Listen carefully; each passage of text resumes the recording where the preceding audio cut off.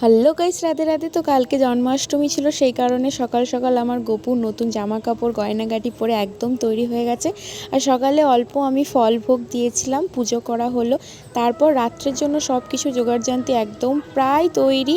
দেখতেই পাচ্ছ চারিদিকে ফল বলো, যা যা দরকার, ভোগের লুচি, পায়েস, মাখন, দুধ, পাঁচ ভাজা সমস্ত কিছু তৈরি। সন্ধ্যেবেলা স্নান টান করে এসে আমি সুন্দর করে ভোগের থালাগুলো সব সাজিয়ে দিয়েছি। তারপরে এই যে পুজোর জন্য জোগাড়যন্ত্র হচ্ছে।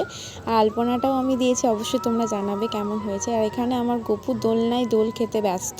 চারিদিকে বেলুন, ঘর সাজানো সব কিছুই তৈরি হচ্ছে। আর এই যে এই ড্রেসটা দেখতে পাচ্ছ, এটা আমার গপু পরবে। অনেক কিছু ক্লিপ ছিল যেগুলো আমি একদমই নিতে পারিনি, পুজোর জন্য খুবই ব্যস্ত ছিলাম। রাত্রে আমাদের অনেক বড় করে ভোগ খাওয়ানো হয় সকলকে, সেটাও আমি নিতে পারিনি। তো যাই হোক, এটা হচ্ছে তার পরের দিনে গোমাই পুজোতে।